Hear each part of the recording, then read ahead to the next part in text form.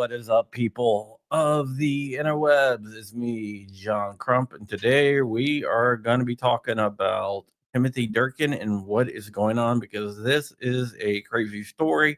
I've been aware of it for probably a year now, but I thought it was going to get dropped when Trump got into office just because, but it's not. So let's get into it and we'll talk about it.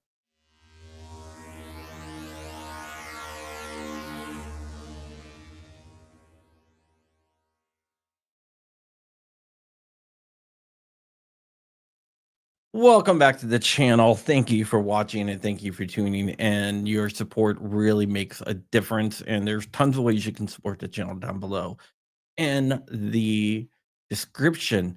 Today, we're going to be talking about something out of Kansas and federal charges against Timothy Durkin.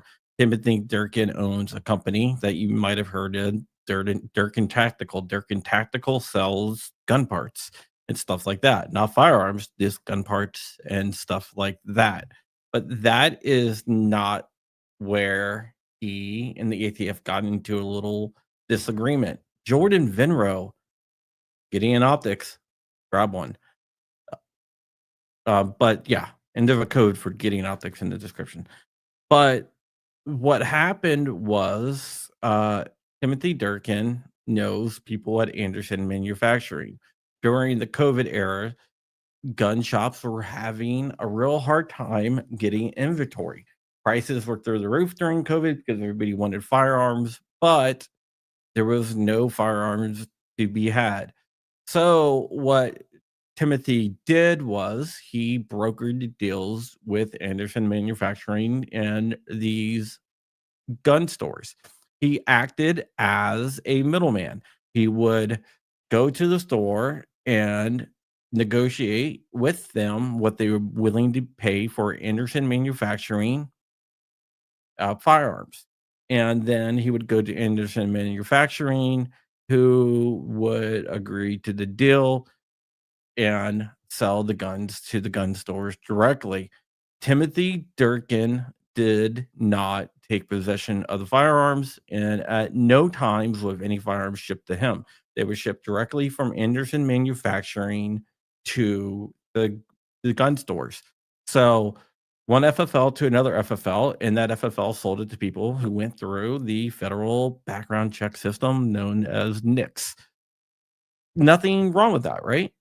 Well, in 2022, the ATF sent Durkin a cease and desist, stating that he was no longer allowed to broker deals because in order to broker a deal, you needed to have an FFL. There was nothing in the law back then, and there still is nothing in the law back then that says that you need a FFL to broker a deal. So he thought he was doing nothing wrong because he was not taking possession of any of the firearms, and no firearms were being shipped to him, and they were going directly from Anderson to the gun stores in Kansas. So in 2022, he received a cease and desist letter. So he stopped. He stopped actually before he got the cease and desist letter because inventories kind of rebounded after the whole COVID thing died down and his services were no longer needed. Durkin was doing it mostly to keep these gun stores afloat because under the Biden administration, they were under a lot of pressure. Biden shut down a lot of gun stores. And with no inventory available, these gun stores are going out of business. You got to remember that gun stores don't make a lot of money on individual firearms. They make money on volume sales. The margins on firearms is actually very low. And with no guns in the store, there was no margins. So these gun stores kept on going out of business. So what he did kept a lot of gun stores in business. So he got this ATF cease and desist letter. He was like, I'm not doing it anymore anyway. So whatever. And went on about his days. In 2024, the DOJ filed a criminal case against them, a felony for being in the business of dealing guns without a license, which is a felony. But now Durkin is facing a lengthy jail term, but he never ever sold a gun. And if you read through the GCA of 1968, the Gun Control Act of 1968, there's nowhere in the Gun Control Act of 1968 that says that brokers have to have an FFL to broker deals between gun stores and gun manufacturers. It's really ridiculous.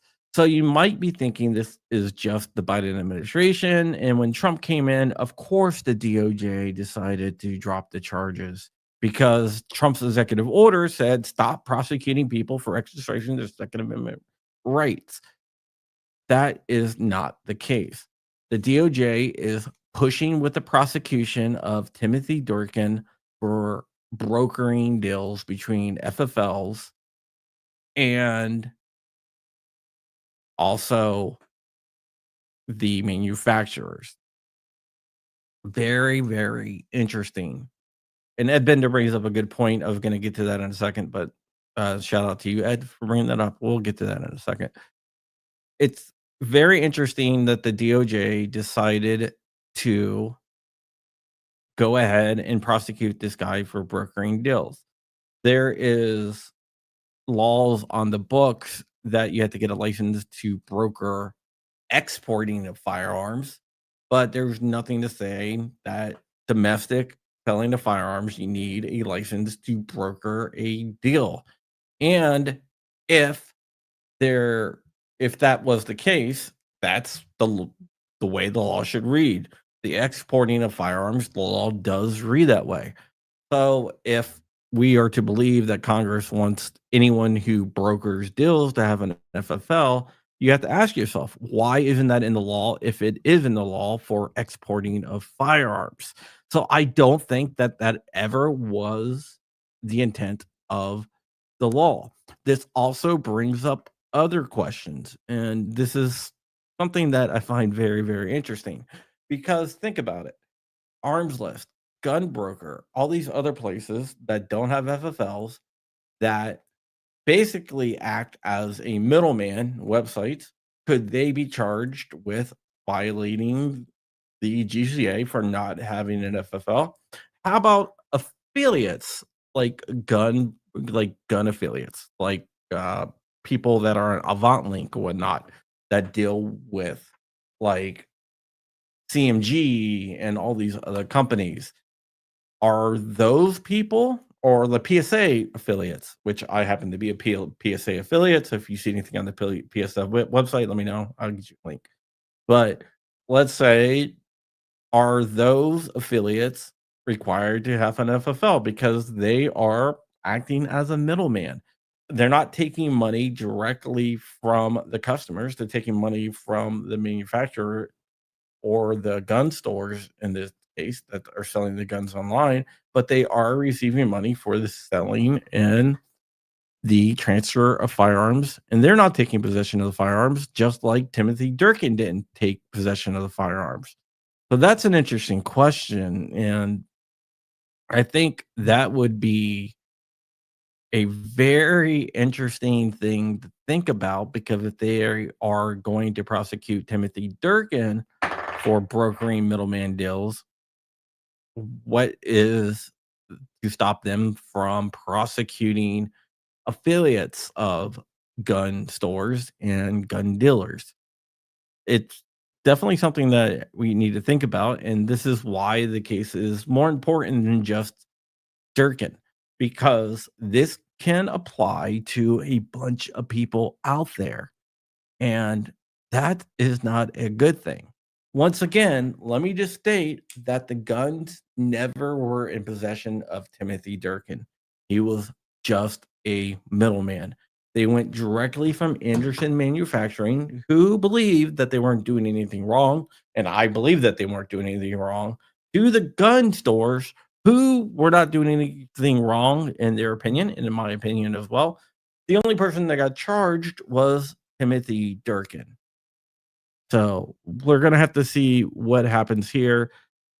It is a tragedy of justice that the ATF and the DOJ is still pushing these charges against Durkin for some convoluted reason.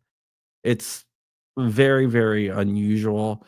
Um, I thought when Trump came in that this was going to be dropped because these charges were filed under Biden, and in fact, the AUSA for Kansas was a left-leaning person who got fired and replaced by a supposedly pro Second Amendment AUSA. But since this prosecution is going forward, it definitely does not appear to look like the Trump administration and the DOJ Bondi and everyone who works for her at the ATF, DOJ, and US Attorney's Office is taking Trump's executive order on Second Amendment rights seriously. So that is something that we really, really need to look into. Trump played the gun community for votes. I've been knew it. Trump is not too a friendly. Let's just tell the truth. You're not going to hear an argument from me. You're not going to hear an argument from me. He has done some good stuff on guns during his second term, and I would give him credit for that. During his first term, he was absolutely horrible on the Second Amendment. He should be stronger on the Second Amendment. I would love to see him be stronger on the Second Amendment. And moreover, not just him, but the people who work for him, I think, is the problem. Pam Bondi is the problem, and the people that work for Pam Bondi are the problem. There are some good people. There are some good people in the ATF, and believe it or not, but there is so many anti-gun people that they don't even realize how anti-gun they are, which is definitely a huge problem that we need to address. All right, guys. Just wanted to make a quick video talking about Timothy Durkin. I did speak to his lawyer, and yeah, I've known about this for a while. But I thought I was confident that it was going to be dropped by the DOJ because I just don't see a crime there. And it was a prosecution by the Biden administration because they hated guns. And I don't see a crime there. And I thought, well, this will get worked out.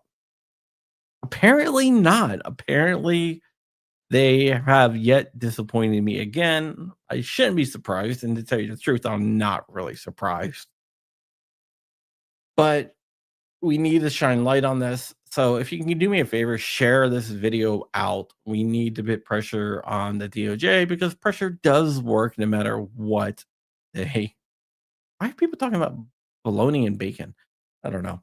But we need to put pressure on the DOJ to drop the charges against Timothy Durkin. I think one of the reasons why they are targeting him because he has a pretty large website that sells tons of gun parts to the builder community, and I'm pretty sure that's probably why they are targeting him.